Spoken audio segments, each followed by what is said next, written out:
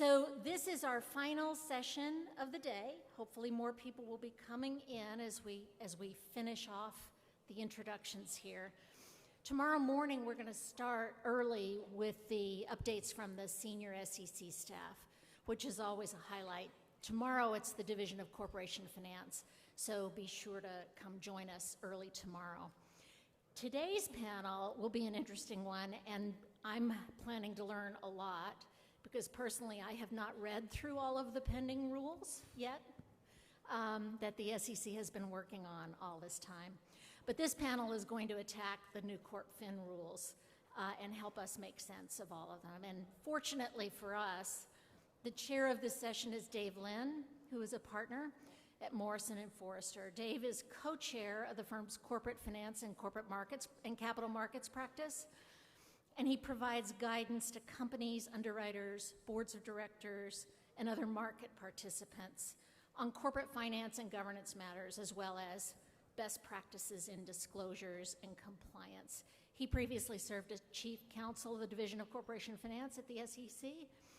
And Dave, I'll turn it over to you. Thank you so much, Dixie, and it's really a pleasure to be with you all, and I think we're going to have a great discussion of two proposed rules and an adopted rule today, so we have a good deal of things to address with respect to them. I'm really pleased to be here with the panel that we have assembled. We're joined today by Eric Gerding, who has been named the Director of the Division of Corporation Finance, effective February 3rd. Eric has served as Deputy Director of the Division of Corporation Finance since October of 2021, and prior to joining the SEC, Eric spent time in both academia and in private practice. We're joined today by Arden Phillips, who is Associate General Counsel and Corporate Secretary at Constellation Energy Corporation. And Arden has a great deal of experience in both private practice and in-house, and he's going to be providing our in-house perspective today. I'm pleased to be joined by Allison Handy, who's a partner at Perkins Coie, where she serves as the firm-wide co-chair of the corporate and securities practice. And also happy to be joined by Michael Arnold, who's a partner at Cravath, and he is a member of the firm's corporate group and corporate governance group and board advisory practice. So thank you all for joining us, and we're going to get started by turning it over to Eric to talk about one rule that is, or set of rules that is still at the proposal phase, but yet feels very familiar to us because the SEC's been talking about it for a long time, and that is the cybersecurity disclosure rules. Yeah, thank you, Dave. Thank you, everyone from the SRI for inviting me. I should start out, before I forget, with the standard disclaimer. The views I am expressing today are my own and do not necessarily represent the views of the chair, any commissioner, or the staff. Let me start out by saying how this is my first time at SRI, so I'm nervous that I'm joining the prom a little bit late. We're very excited at Corp Fin now that securities law conferences have restarted in person to get out and about and to help explain our thinking behind proposed and adopting rules, and also to get a lot of feedback, including from our panelists today, on how the rules might be implemented and what next steps might be taken. So the panel would like me to start by talking about our cybersecurity rule, which was proposed in March of last year. This is the Corp Fin cybersecurity rule. There are other rules that other divisions are responsible for. There's really two components of the cybersecurity rule that I think we'll discuss today. One is the cyber incident security reporting component of the rule. And the second is disclosures that would be required about policies and procedures, corporate governance, risk management, and strategy around cybersecurity. The first component of the rule, which has generated a hefty amount of comments, would require registrants to disclose cyber incidents on Form 8K within 4 business days of a determination that a cyber incident has been material. This proposal, one of the things I'll do today is not only talk about what the proposal does, but give a very short thumbnail sketch of some of the comments that we've received.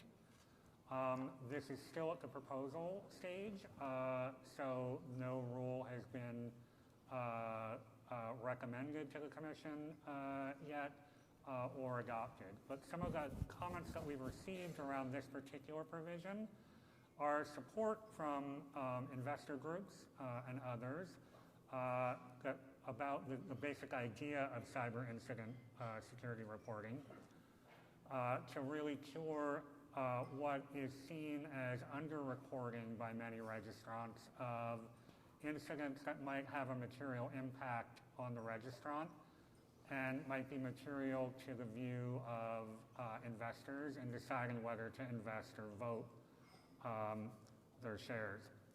We've also received hefty concerns in the comment file on this particular provision, including concerns that the provision would potentially provide a roadmap to potential cyber hackers of that a particular cyber hack or cyber attack has been successful.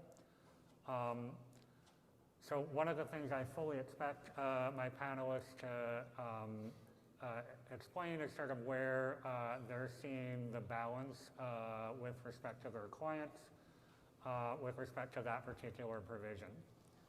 The second component of the rule is disclosures on periodic reports around a registrant's governance, risk management, and strategy in dealing with cybersecurity generally. We've also received hefty comments on this part of the rule, with investors again supporting the rule and saying that these kinds of disclosures are important to their understanding of a very important set of risks that registrants are facing. We've also, on the flip side, gotten some concerns from registrants and counsel that, again, we might be providing a potential roadmap to cyber criminals of what cyber defenses of a company look like. I should say that that is something that the staff took into account in the proposing stage. We are looking not for the kind of technical details that would provide a roadmap to cyber criminals. Instead, what we're looking for are, from the view of investors, what would an investor want to know about how a board and management are thinking about cybersecurity in terms of risk management and governance. So we are taking the concerns seriously, but the intent behind both of these provisions is not to drive cybersecurity policy. It's certainly not to provide a roadmap to criminals, but it is to help investors get a sense of how companies and boards are looking at cybersecurity and thinking and planning about responses to those kinds of risks. So, Dave? Great. Yeah, I think it's interesting because the cybersecurity proposal, I sort of categorize it similarly to the climate change disclosure proposal that was talked about in the earlier panel, in that companies aren't really starting from scratch in many cases with respect to implementing any rules that are ultimately adopted. They have seen the SEC's guidance from 2018 that talked about the need to disclose things on a current basis, and just like companies report today in a variety of manners on climate change. So they have internal processes and procedures around those types of disclosures.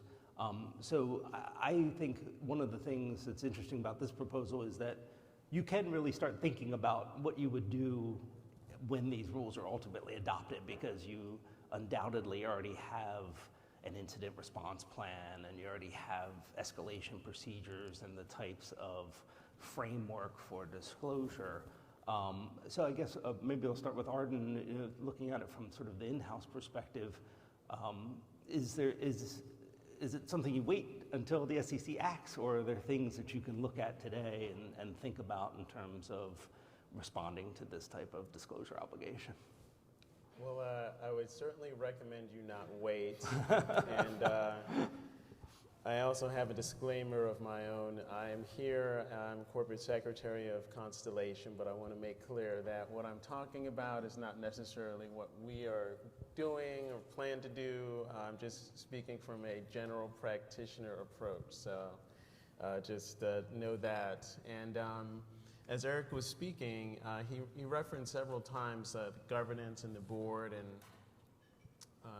how the board is going to be looked at. And as a corporate secretary and a governance expert, to me that's my primary concern. How can we protect our board when these new rules become effective? What kinds of questions do we need to ask ourselves and put in front of the board so that they can address them? And what kind of structure can you put around the board so that they're educated and informed? So one question that you might want to raise with your board, and this also goes to Dave's point too, I don't think anyone, I hope no one is really starting from scratch here, because the SEC has been giving guidance since 2011 and interpretive guidance again in 2018. So I think most people are not reinventing the wheel, they're enhancing the wheel.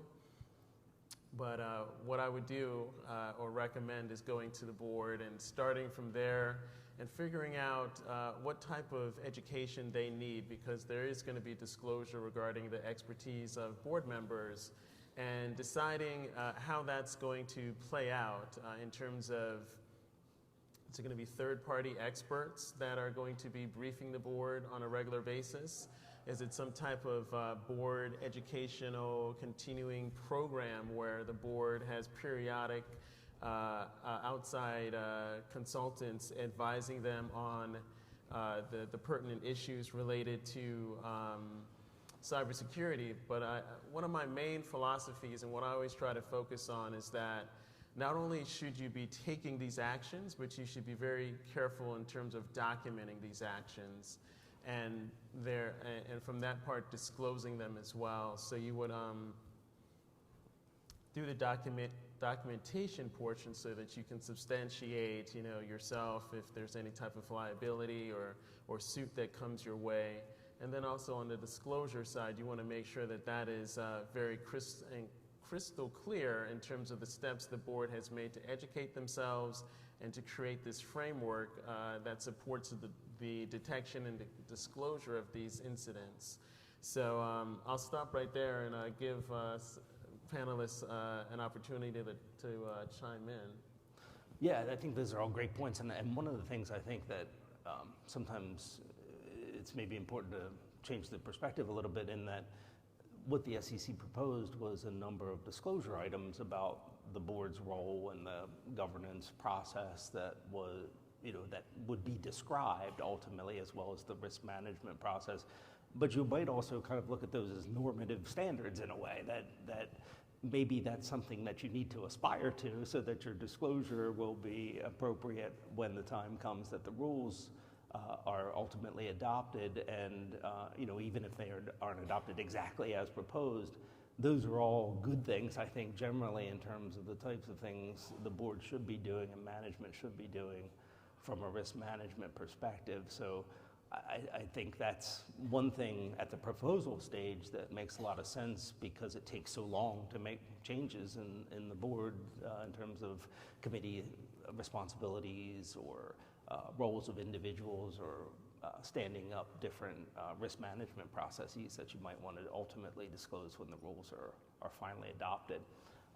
And then going back, I'd be interested in the thoughts on this, but to me, so much around cybersecurity disclosure, it revolves around the process, right? And if you've ever been through a cybersecurity incident of significance, you would remember probably that when things start happening, they happen quickly, and often everybody kind of forgets what they had set up originally, because you're making decisions, in sort of real time, and rapidly evaluating a very much evolving situation.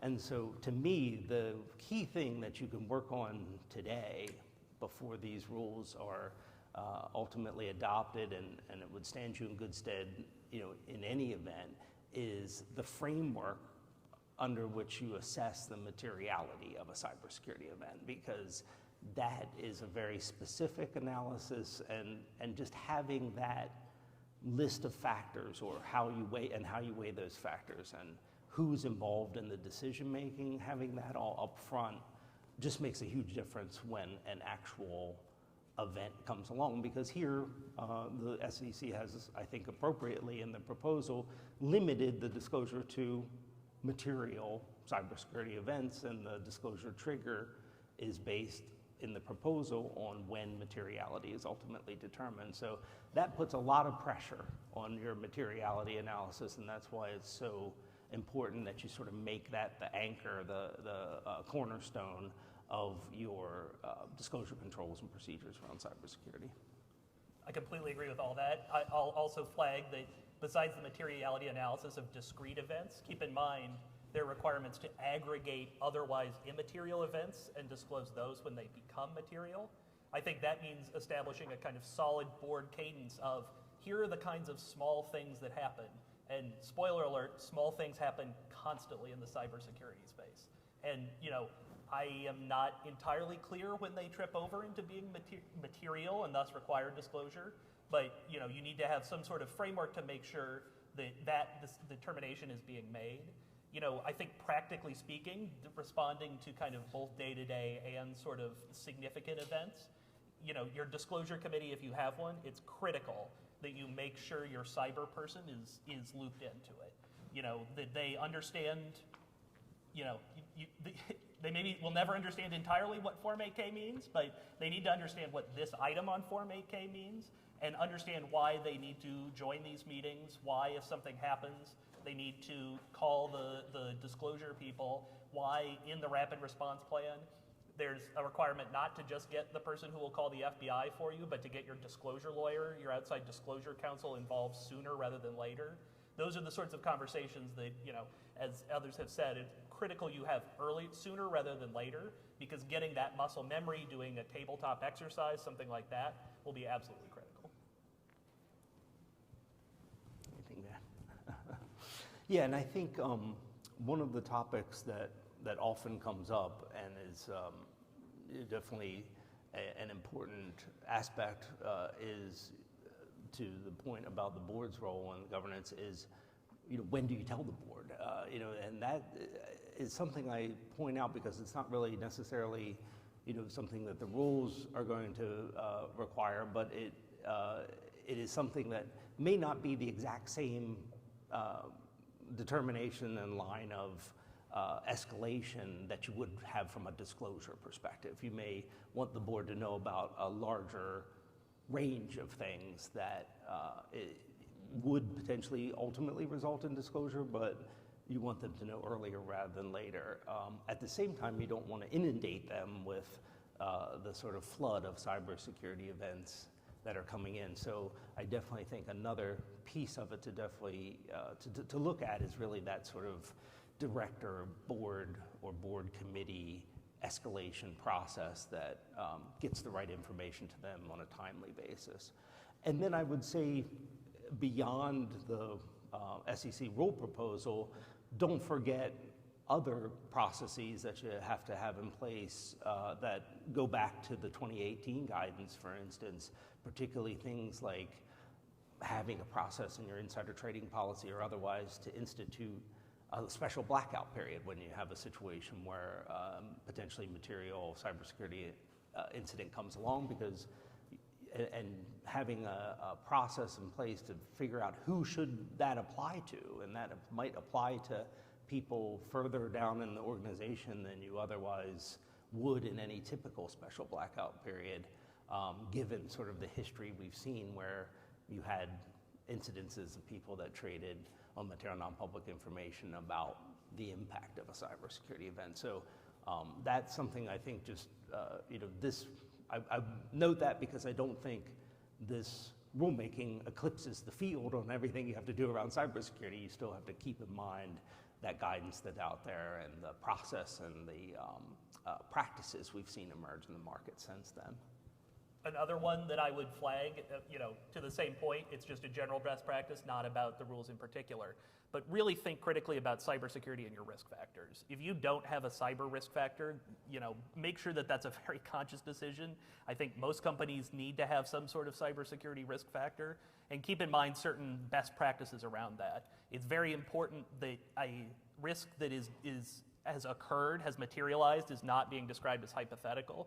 I promise you, again, you've had cybersecurity incidents. They are not hypotheticals. You don't write your risk factors in a way that suggests you may have a security incident, because in today's world, you have had a security incident. Keep also in mind the fact that cyber is not just about you, but also about third parties. In the news within the last month, the LastPass hack. A lot of registrants use LastPass in their operations. Think about in your risk factors, are you picking up the fact that you could have cybersecurity risks that are not just about you, about your operations, intrusions into your systems, but to what extent are you affected by risks that are outside of your control at third parties? I think the only thing I would add, just kind of underscoring everything that I think Michael and Dave just said, is it's really about having your cybersecurity team talking to your disclosure team and figuring out how those two groups that speak completely different languages can talk to one another. When you say to the cybersecurity team, "Oh, is this a material incident?" They no idea, right? That is not the way they think about it. They think about how many files were impacted, not about what are the litigation costs and potential, later enforcement actions against us? What's all of that going to cost? You're talking two different languages. So I think getting started early on having those teams communicate, and like you say, having someone from the cybersecurity team be part of that disclosure controls group, that's underscores everything that I think both of you just said. I wanted to ask a question from a practitioner's perspective. Just pretending hypothetically that in-house counsel is busy doing proxy statements or getting board meetings ready, and they don't have time to dig down into this. So I don't want to look over here to the SEC too much. I was kind of waiting for this. Everyone's been super nice. Usually, when I go out and talk about this rule, I get an earful. But okay, well, I will circle it back. So. I did look at some enforcement actions. I think they were from about 2018 and 2019. I think First American and Pearson come to mind, and they were fined for misleading disclosure, not lack of prompt disclosure about some incidents that had happened. And I kind of see this as a two-pronged attack or danger zone for companies. One is you have the regulator that will say, well, your disclosures and your systems are inadequate. And then you have the cyber predators on the other hand looking at your disclosures thinking, oh, okay, this is the next way that I can attack you. So I'll start with you, Eric. I mean, how do you think the SEC will take it if you try your best to respond to these events, because there's such a tight turnaround, one, to identify it and assess, is it material or is it not? Do you perceive that companies will be dinged, or is there some type of leeway that you perceive that we will have? So I do have to caution you, Arden, it's still a proposal. So we have not, the commission has not voted on the final rule. One other word of caution, there's been, I think, a lot of recommendations here from the panel in terms of what good cyber hygiene ought to look like. This proposal is about disclosure, so we're not putting our thumb on the scale in terms of what an adequate or inadequate governance, risk management, or strategy ought to be. It's a disclosure rule.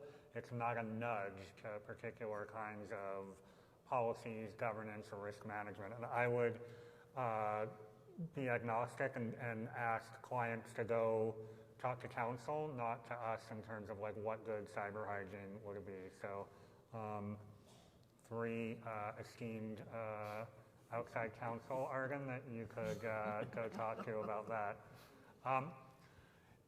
I do think that there's been a concern along the lines that you're saying that we've seen in the comment file and we've seen in meetings with stakeholders along the lines of if you're disclosing, whether you're disclosing your cyber risk management policies and governance or whether you're disclosing cyber incidents, whether that really is giving a lot of information to potential cyber hackers.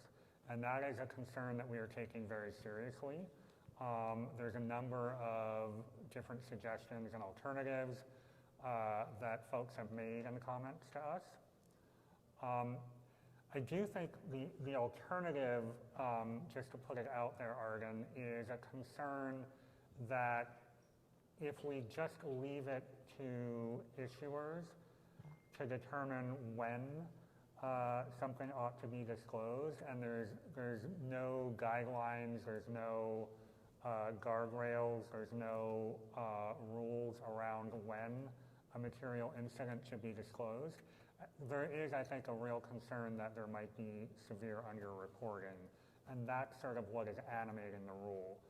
So I think part of what we are struggling with as a staff is sort of balancing a desire to actually have robust reporting to shareholders of something that I think is material to a lot of investors and probably material perhaps to investors in your company, with trying to sort of figure out the right triggers and the right kind of disclosure that would be required.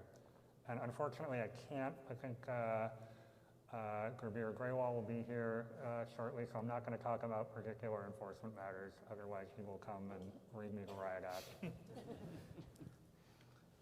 I would just say it's a really difficult balance that has to be struck in any situation where you have a significant or material cyber security incident, in that you have potentially, or you have the SEC framework that we have today from the 2018 guidance.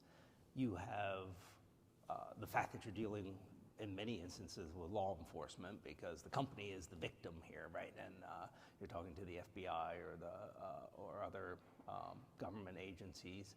You have perhaps obligations to communicate with your customers or your clients or whatever you call them that rely on your service or your products, and they can't get access to the company's systems, or your deliveries are delayed or something like that. So there's that element. And then you have a whole other overlay of disclosure with state law requirements and other federal agencies and things of that nature, or other jurisdictions outside the United States. So there are so many competing forces that go into the disclosure decision. This will just, I think, be another one of them that you'll have to assess and take all that into account when you're making your judgments about materiality and your decision making for putting that information out there. And I would say in many instances, people maybe over-disclose in terms of that materiality judgment because of all these other competing factors. And so that's something we'll just have to see how that plays out as this unfolds. Can I make one note, Dave? So you've spoken a little bit about materiality judgments earlier in your remarks. And one thing I want to underscore about not just this proposal, but several of the other proposals that are out there, when we're talking about materiality in these proposals, we're not articulating a new standard. We're building off of the existing legal framework for materiality. So it's the stuff that the bread and butter standards that you all are familiar with and have been dealing with your entire life. So the TSC Industries versus Northway standard is really like where we're starting and ending with materiality judgment. So please don't think that we're sort of inventing a new materiality standard for cybersecurity or for climate or for anything, any of the other rules. Point taken. And one last thing I'll just mention, that's somewhat controversial, I think, in the proposal is the notion of board expertise, that you would have to include additional disclosure about cybersecurity expertise of board members. And the rule specifies ways in which a director might have obtained that type of expertise and provides for disclosure in that case under amendments to item 407 of Regulation SK. Has that changed the way any of you have thought about recruitment of the directors or soliciting information about them regarding their background? Or is there anything that people are doing today in anticipation of the rules to come? It's certainly going on people's D&O questionnaires already. I think Arden can talk more to the sort of recruiting thoughts, but in terms of getting ready for the possibility of disclosing it, I'm seeing lots of companies starting to ask that question in their annual questionnaire this year because we just aren't sure when this might happen.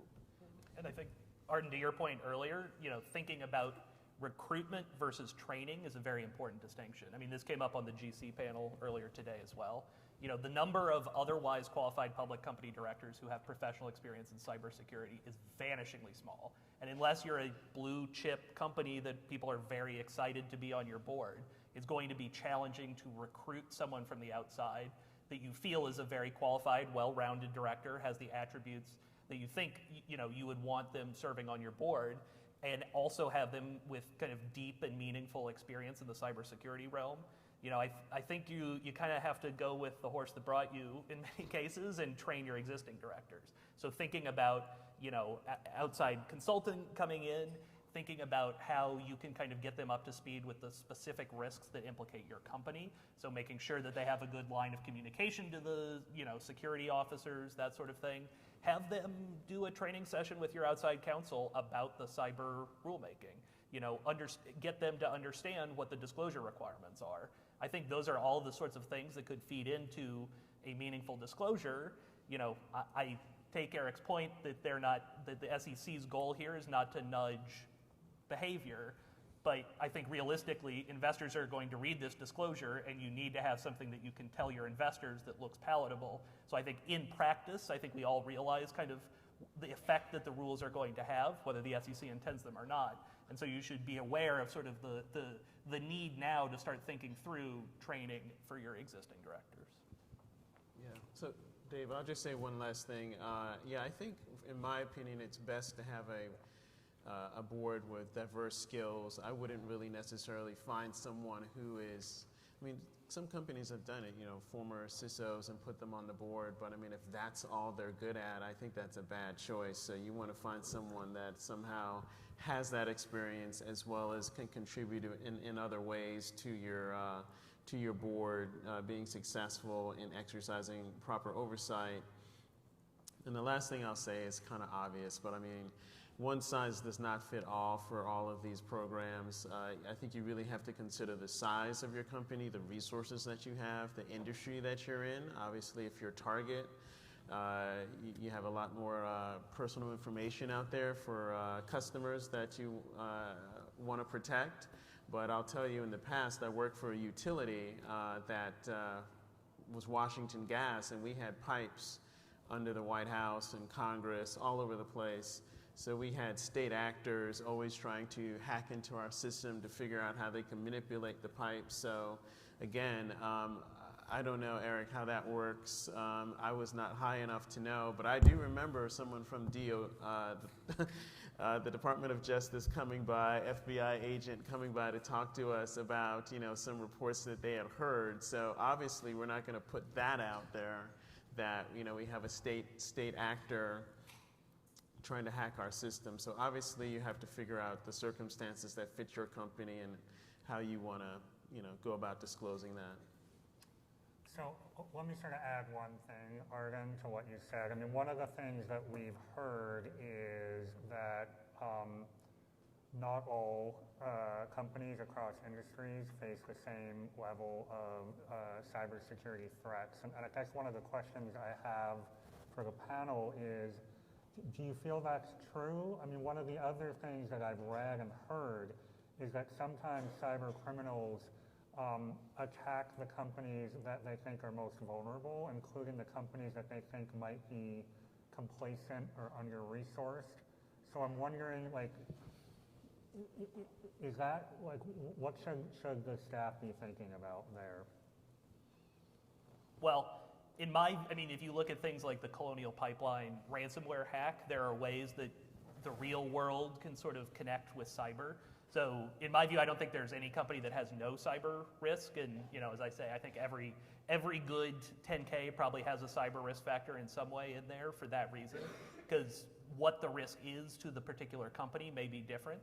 I think it is fair to say that there are some companies that have lower cybersecurity risk, just by the nature of what they do. I think, is it zero? Probably not for anyone. Agreed. All right, let's move from the proposed rule to an adopted rule, and we're going to shift gears to the Rule 10b5-1 amendments. Thanks. So in December, the Commission voted unanimously to adopt changes to Rule 10b5-1, and this would address potential abuses of the 10b5-1 affirmative defense. So a number of components of the rule. There is now a new cooling off period for directors and officers. The cooling off period would be the later of 90 days after the adoption of a 10b5-1 plan, or 2 business days following the disclosure of an issuer's financial results on Form 10Q or Form 10K. There's a different cooling off period for persons other than directors, officers, or issuers, and that is 30 days after the adoption or modification of a 10b5-1 plan. A couple of other features of the new rule. There's a prohibition on overlapping 10b5-1 plans. There's a limit on single trade 10b5-1 plans to 1 trading plan per any 12-month period. There is also a requirement that directors and officers include a representation in their 10b5-1 plan certifying that they are adopting the plan in good faith and not as any part of a scheme to evade the restrictions in Rule 10b5. They're also certifying that they are not aware of any material non-public information. The affirmative defense would also impose a condition that all persons on 10b5-1 plan must act in good faith with respect to the plan. As with some of our other rules, there's also disclosures that would be required around 10b5-1 policies and procedures, as well as certain disclosures on gifts and options. So why don't I stop with that sort of high-level view and then turn it over to the panel and sort of see how you're advising clients on responding to the new rule. Yeah, the rule has given us a lot of things to talk about with clients, and I think it's just an endless source of interpretive questions. And so I'll turn it over to Allison to get us started on that. I should say that this is part of my role here, is if there are things that you feel require additional guidance or clarity, our door is open in Corp Fin, so please come talk to the staff and we'll figure out how to respond and whether additional guidance is necessary. So that's part of what the dialogue here is about. Definitely. Thank you. That's great, and thank you very much for being willing to take all of the questions I have for you. Oh boy. So we're going to start with talking about implications for insider trading policies, and then we'll get more into the 10b5-1 plans in a bit. But generally, the insider trading policy disclosure requirement isn't going to be applicable for most companies until really next year, because it's something that goes in the 10K. And it applies for periods, it should apply for next year. So we have a little bit of time, but with insider trading policies, it takes time to make changes, to educate directors and officers and employees about those changes, to roll out a new plan. So companies are really looking at these right now. There's probably only a handful of form policies out there, so you might think that companies have pretty similar policies, but in practice they're not similar. So this really will be sort of a company by company approach, and looking at the policy you've got right now, thinking, is there anything about the fact that now I'm going to have to file this as a 10K exhibit? Is there anything about that makes me think, should we make some changes here? And also there's just some stuff in the rule that might lead to some changes. So, in terms of market norms, I guess it's going to take a little while for that all to shake out, but I think a lot of people are going to make changes even in advance. I've seen what the rest of the market does. So the first one to talk about is the timing of blackout windows. And I think this was even referred to a little bit in one of the earlier panels today. And Eric pointed this out. The first thing I would mention is that the 10b5-1 cooling off period for officers and directors, it is keyed off of 2 business days following the 10Q or 10K filing.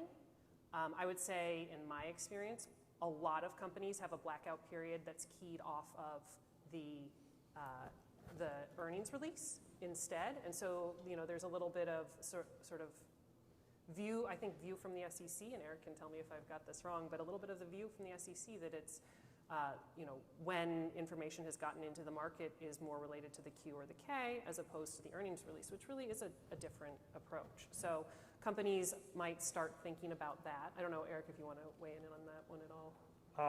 I think part of the thinking was, as you point out, like when the information is going to be impounded into the price. And I think the part of the idea here, Allison, was to actually be flexible. And that by that particular time, we thought that with a Q and a K or a K, that would give companies enough flexibility to have material non-public information out there in the marketplace. So more of an outside date to just make sure, as opposed to what you would expect to see a public company's blackout window be? I mean, it was, again, like an attempt to sort of give companies an ability to get the information out there, and the K and the Q was sort of seen as a way in which that it's all out there? Right. Okay. So right there, that's something that may, if companies want to track what was adopted in the 10b5-1 cooling off period for officers and directors, that would be different than a lot of companies have right now in their insider trading policies. Yeah, and I think the way I look at it is the SEC was adopting, a condition for 10b5-1 purposes, and I don't think they were trying to change insider trading law, basically. And there's plenty of cases out there that says at the earnings release time, as long as enough time has happened for the market to absorb it, that should be the time when you're sort of cleansed of material non-public information. So, I think I would sort of differentiate the two as having different purposes. Yeah, no, I agree, but I think I certainly have some companies that are very conservative and might want to go a very conservative route in light of that.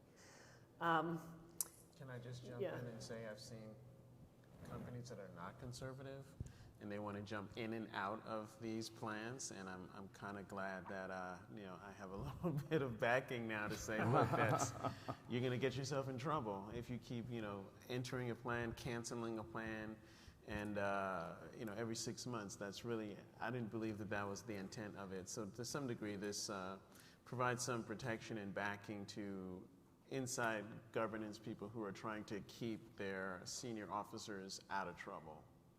I'm liking you every minute. Yeah, I mean, I think that was part of the discussion in both the proposing and adopting releases, Arden, was a concern about a lot of games being played with 10b5-1 plans, and that is part of the rationale behind the provisions on overlapping plans and single trade plans as well. So we have the beginning of a beautiful friendship here, Arden. So back to insider trading policy pieces that are implied here. Another thing I think a lot of companies are thinking about is who is covered by their policy. And again, maybe we see, like I said, one form, but a lot of different approaches. I'd say more newly public tech companies that have a culture of transparency might have a plan that subjects all employees to the blackout window because everyone has access to financial information, whereas more mature companies that have a little bit more of a lockdown on information have a more narrow band of people that are covered by the policy. So again, we might see some industry, to the extent there isn't already, some sort of following market norms, but it's probably going to continue to be a bit different across different types of companies. The next big piece that I want to highlight is the treatment of gifts. So there's some discussion in the adopting release, several footnotes related both to the 10b5-1 treatment of gifts, but sort of just generally the application of insider trading rules to gifts. And so in the adopting release, the specific situation that's called out there is insider trading policy or insider trading rules may apply if someone makes a gift at a time they have material non-public information. That gift is, for example, to a charity. You know that charity is going to immediately sell those shares because they have a policy that says they don't hold securities. And so those shares are going to be sold at a time when the person who made the gift had material non-public information. And this is really called out discussed quite thoroughly in the adopting release. And I think in many cases, a lot of companies have an insider trading plan that right now doesn't really talk about gifts, or to the extent it talks about gifts, it's, well, for Section 16 people, those need to be pre-cleared. But in light of, I think, a lot of the discussion in the adopting release, I think we're likely to see more sort of treatment or discussion statements in an insider trading policy that gifts can be considered trades that are, can be considered transactions that are subject to the policy or the insider trading rules. So, I mean, this is one part of the rule that I did not mention, which is the requirement that certain gifts be disclosed on Form 5 or Form 4. Allison, are you sort of? Go ahead. We can get to gifts more. I mean, if you want to talk about the 10b5-1 aspects of it now, that's great as well. But I think generally, any comment you want to make about just what the SEC's kind of take on gifts, because obviously gave it a lot of thought in coming up with these rules and writing the adopting release. Yeah, I mean, I do think at the very least, disclosure on gifts is obviously something we thought was very important. The concern I think here is obviously about different ways that the 10b5-1 plan could be gained. And it's not just where you're receiving consideration or you're actually making a trade, but I think there's also a concern at least that gifts are also something that at least investors ought to know about to see whether there is some behavior that's essentially gaming an affirmative defense. So, and I also should note for Dave, like we're not at all attempting to rewrite insider trading law. This is essentially about addressing the affirmative defense and disclosure rules. So we're not looking to rewrite any of the chestnuts that you all have known for a while. Did you get that joke? So the one thing I will say about gifts is, there are a few different ways that you can handle them. Allison, I think, articulated probably the safest approach, which is just treat them as trades. One thing that we do see in the market, and as people are going through their insider trading policy and adding an express treatment of gifts, which I completely agree is pretty much going to be required at this point. I think your insider trading policy should speak to gifts in some way. The alternative approach that we've used, and I think works under insider trading law, I guess Eric probably won't confirm that for us, but is a provision that says, you can make the gift during the blackout period as long as the recipient of the gift agrees that they won't trade it while you, the donor, have MNPI. Because so many of the charities have policies that they effectively don't want to take the price risk of securities and they want to sell immediately, oftentimes that means they won't accept gifts unless it's in an open trading window.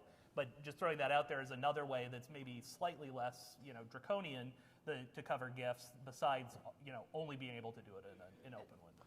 And the adopting release discussion of this suggests that may not work, but suggests instead using 10b5-1 plans for making gifts. So if you have a lot of executives who do year-end gifting to charities, which is very common, you can have them set up a 10b5-1 plan that, to say, well, I want to make a gift of this dollar value on this day, but I'm going to set that plan up in an open window, and then that can happen in December when I want it to happen. And I think the adopting release has, you can find a And the handful of complication footnotes. there is the overlapping plan Yes. restriction, because you might already have a plan to sell securities, outright, and so then you'd be limited in being able to do that. Then you just have to push your gift to the third quarter or something when you have an open window, basically.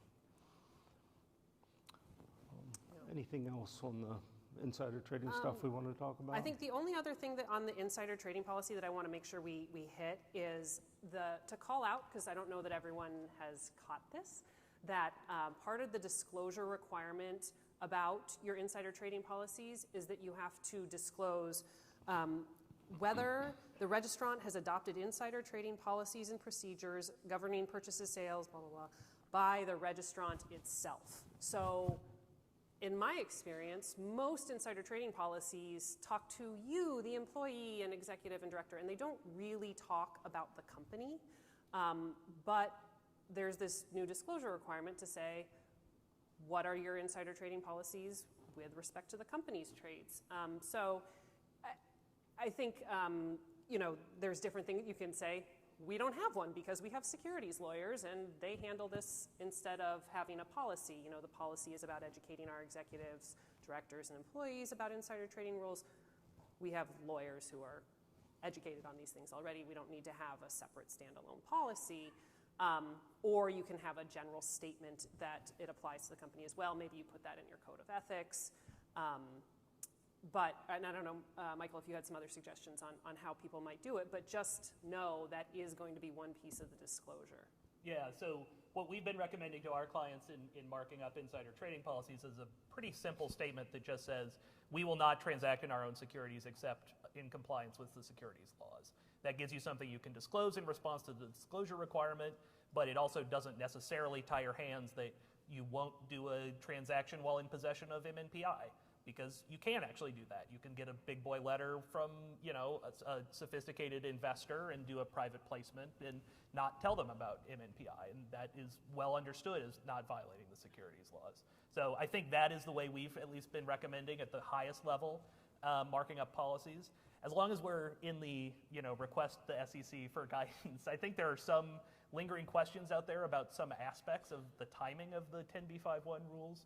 So for example, whether, it appears that the amendments to Form 4 are effective in April, but it also seems that it may be the case that the amendments to Rule 16 itself, like requiring the disclosure on Form 4 of gifts, are effective earlier in the February date.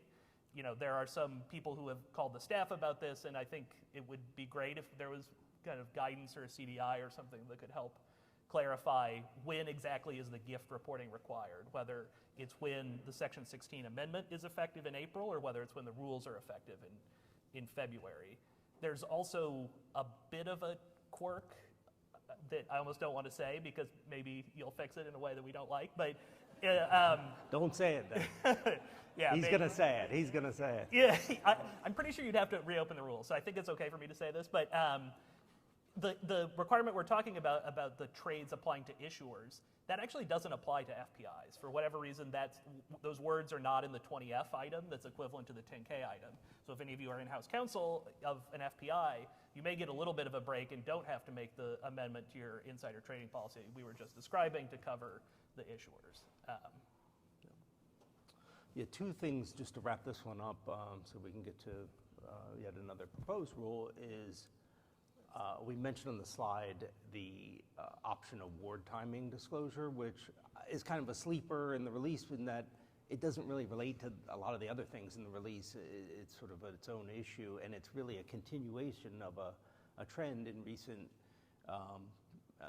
last couple of years to deal with sort of this sort of spring-loading notion, the act of granting options in and around the time of release of material non-public information. And if you go back to 2006, when the executive compensation disclosure rules were adopted, there was guidance in the release there about this same topic, encouraging disclosure about equity grant policies in your CD&A. But in any event, this is one of those interesting types of disclosure items where your goal should be to never have to disclose this, right? So it's a disclosure item that you're not going to be doing every year. It's a disclosure item you're going to be doing everything to avoid disclosing. So it is really important to kind of look at the timing of your option grants, if you grant option and option-like instruments, and make sure that they're not happening sort of inadvertently around the time of your release of material non-public information. And if you don't have an equity granting policy or you haven't looked at it a long time, definitely this is a good reason to go back and look at that. And then, go ahead. And keep in mind SAB 120, which talked about the accounting implications of that as well. Make sure your accountants are aware of that when they're doing the fair valuing process, they're incorporating MNPI, potential upside in MNPI as well into their fair value. And as a segue to our discussion of share repurchases, I will just note that it was heartening to see that the commission heard the commenters on imposing cooling off periods for 10b5-1 plans for issuers, who often put those into place for share repurchase activity. And the commission said in the release that they're still thinking about it, but there was no ultimate, as proposed, there would have been a cooling off period in that context as well. So that was a good change from the perspective of those commenters who didn't think that was appropriate. Do you mind if, before we go to the next topic, can I get two more things on 10b5-1 plans? Quick. Okay, quickly. So first, on that option award disclosure, actually, Eric, this is one more I've got for you, where I think when I read the rule again last night, I couldn't figure out when this would come into play. I'm not clear on whether that disclosure is going to be required for a calendar year filer, the 2024 proxy statement, or not until 2025, because the proxy statement covers a period, if it's the 2024 proxy statement covering 2023 compensation, that's a period that began before April 1, 2023. But I'm not I think maybe the intent of the timing was all of these rules apply for you first with a 10, whatever filing, whatever periodic filing it is you have, and then forever after. But it's not 100% clear. Yeah, so why don't we talk a little bit Yeah. offline? Yeah, Allison? absolutely. So we have gotten a lot of, not a lot, but we've gotten several calls about effective dates of various provisions of the rules. Maybe from you. I was holding mine for this panel. I didn't call yet because I thought I'd ambush you. You could have billed for it, like have you called us Well, earlier. maybe we'll have a blog, check public chatter. I might have a blog soon. Yeah, so I don't want to sort of answer it on Yeah, the fly, yeah, Allison, absolutely. but we are thinking actively about what to say about effective periods, about different portions of the rule, and I would definitely welcome feedback on that. And the only other thing I just want to point out to everyone is the exception on overlapping plans for those companies that do RSU awards where they have people who get the awards sell in the open market for tax withholding purposes rather than having the company just withhold shares, that you are allowed to have a separate plan for that, which I think there are a few issuers that have. It's not a huge thing, but I have a number of clients that do those, and that is specifically accepted. So that's a big one, and it really, again, a big thanks to the staff for understanding the comments on those and allowing for that. Great. And now, certainly last but not least, is the proposal regarding share repurchases, which would require sort of real-time disclosure about share repurchases and then some additional periodic disclosure about that. And I'll turn it over to Eric. Sure. So this is a rule that was also proposed first in December, not of last year, but of the previous year, at the same time that the Rule 10b5-1 rule was also proposed. So we're still in the proposal stage here, unlike with the Rule 10b5-1 rule. The background behind this rule was there's a lot of investor interest in the timing, amount, and reasons for share buybacks. So the ultimate goal here is to provide investors with information that they say that they are needing in order to evaluate share buyback programs. So a couple of things that the proposal would do if adopted. It would require daily repurchase disclosures on a new Form SR, which will be furnished to the SEC one business day after the execution of a company's share repurchase order. The proposal would also amend Item 703 of Reg SK to require additional detail regarding the structure of a company's share repurchase program and its share repurchases. Finally, the proposal would also require information also with respect to Item 703 that be essentially data tagged. We've received hefty comments on this proposal as well. I want to clear up a few sort of misconceptions or myths about sort of what the proposal is aiming to accomplish. Obviously, share buybacks are something that is of hefty interest to investors, but this proposal is not aiming to discourage or disincentivize share buybacks. It's a disclosure rule. It's aimed at providing investors with information about the timing and amount of disclosures. One concern that we've gotten that I want to note in the comment files is a concern about the frequency and granularity of share purchase disclosures. And one concern that we've heard is whether this kind of disclosure, both the timing of the disclosure and the granularity of the disclosure, would permit front-running of share buyback programs. So that's one concern that we've heard and we are thinking about in the staff now. Great. Michael, what are your thoughts? Well, I'm extremely gratified that you're thinking about that, because in my view, that's one of the risks. I think one group of investors that are very interested in buybacks are investors who have enormous amounts of computing power and can scrutinize, Form SR filings, and with maybe not that too sophisticated, methods kind of deduce the terms of the 10b5 or 10b18 repurchase plans. I think that's a real risk in my view, and one that, I think is I'm very glad to hear that the SEC is thinking about that and is taking it seriously. The other kind of effect of the proposal that I think is, separate and apart from that is just the mechanics of it. Section 16 filings are a bear on 2 business days. I don't think anyone is sitting around thinking, we could do that one day faster, right? The number of times that we get the 8 p.m. help me think through this enormously complicated Section 16 question with trusts and beneficiaries, wait, do the kids live in, that's going to look like nothing compared to 1 business day turnaround for Form SR. In part because I think right now the infrastructure just frankly doesn't exist on the broker side to allow for companies to hit that sort of deadline. So I'm worried about it from the perspective of the granularity, as you say, but I also think just mechanically it's going to be unbelievably complicated for the people in this audience, the in-house counsel, to try to pull together all the different work streams between internal treasury functions, the brokers, if this is maybe there are multiple banks on different days taking advantage of that's allowed under 10b18. There are so many complexities here that I think the 1 business day turnaround is operationally going to be an enormous challenge.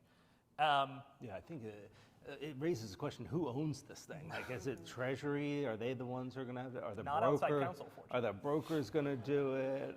Is internal counsel going to be involved? Like, it almost has to be automated to make it that fast. They're having human interaction is going to really slow it down. So Yeah, I dread it if that is how the rule is adopted.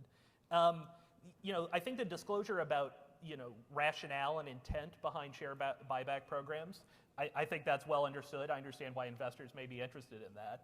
I would suspect that makes it into the final rule. I'm not trying to handicap anything, but I think that part of the rule, even if we do get a kind of less real-time disclosure regime, expect that the kind of rationale behind entering share repurchase activity is going to be disclosed more prominently. So what does that mean? That means think about minutes. That means think about how you're drafting the resolutions. Does it make sense to dust off that same repurchase resolution that you've used, every quarter for the last 5 years and just update the date? Maybe it's time to actually, think more about kind of what are the considerations for this particular repurchase program. That in order to feed through disclosure that's not going to look just like boilerplate. One thing, Eric, to your point about whether this is clearly it's not intended to disincentivize buyback activity. Honestly, frankly, I don't think it will, even if the rules were adopted as proposed. I think it would be very hard for, all of us in this room to operationalize, but the fact is there are kind of dollars and cents reasons why buybacks are so popular, notwithstanding the 1% excise tax from recent legislation. I don't think that has appreciably, a banker would know better than me, but from my perspective at least, I don't think that's appreciably slowed repurchase activity. And I don't know that Form SR would, unless for some reason it is something that people could game, reverse engineer, in which case that becomes, or front run, and then it becomes significantly less attractive. Let me sort of add one thing to what you said, Michael, and sort of telescope up. You mentioned the word that I hate the most, which is boilerplate. So one of I said avoid boilerplate, to be clear, in my defense. I think if we sort of telescope upwards, from sort of all of the disclosure requirements that we're talking about today and in other panels, one of the things that we're really looking to get away from is boilerplate disclosure that doesn't really help investors. So that's one thing that I'm really gratified to hear from the panel is sort of how you're going to advise clients on sort of getting away from that, because that's sort of one of the I think consistent themes or leitmotifs of a lot of our rules is trying to get away from, we don't like doing share repurchase agreements for improper reasons. We only do them for proper reasons. What does that mean? That doesn't really help investors at all. So thank you, Michael, for fighting the fight against boilerplate. I can only hope we win it. Frankly, I think ultimately there will be a lot of boilerplate, but yeah, I don't want my clients to be the ones getting the first comment letters criticizing our repurchase disclosure for being too boilerplate. So I'll just mention one of the controversial parts of this, I think, or controversial is probably too strong of a term, but certainly there is a proposed element where you'd have to disclose if any of your officers or directors that are subject to Section 16 reporting purchased or sold shares in and around the time of the announcement of share repurchase program. And that one, I think presents some interesting complications, and certainly from a process standpoint, you might want to revisit that in your insider trading policy or in a separate process around the announcement and running of a share repurchase program, because obviously that has been an area of sensitivity, is sort of the fact that officers and directors might be out there selling at the same time the company is buying, and this is just one way I think the SEC looked at getting around that issue, or looking at that issue through the disclosure lens. And ultimately, I think when it comes right down to it, this is a very process-oriented rule when it's ultimately adopted. That this will be something that will take a lot of effort from a disclosure controls and procedures standpoint to make sure that filings are made on a timely basis. Perhaps the SEC will be swayed by some of the commenters and change that timing requirement, which you could push it to a weekly requirement or a monthly requirement, people suggested, which would certainly ease that daily reporting burden, which I think is one of the things people have been so concerned about, being able to address and make those filings in a timely manner. The last thing I'll note to end on a high note here is that we didn't mention is all of these disclosure requirements we talked about are going to have to be tagged with inline XBRL. So if you haven't sort of thought about that in the context of these things, it's just that shows up in every rulemaking now, and it's something that I think the SEC sees as important so that they can gather and analyze data and provide it for investors. It's not just about us. It's not just about us gathering data. I think it is something that investors, could use.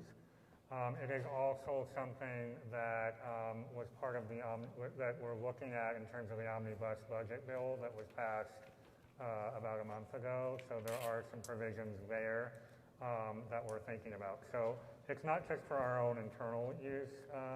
It is something that we are looking at in terms of helping investors make decisions and use data tagging technology to really analyze disclosures. So, great, thank you. Well, I really appreciate all of your insights today. Thank you so much to the panel. I hope you all enjoyed day one of the program. Tomorrow, as Dixie mentioned at the outset, tomorrow's sessions will start at 8 a.m. with the senior staff from the Division of Corporation Finance. So we appreciate Eric for coming back. Wake up early. But I hope you all have a good evening. Thank you.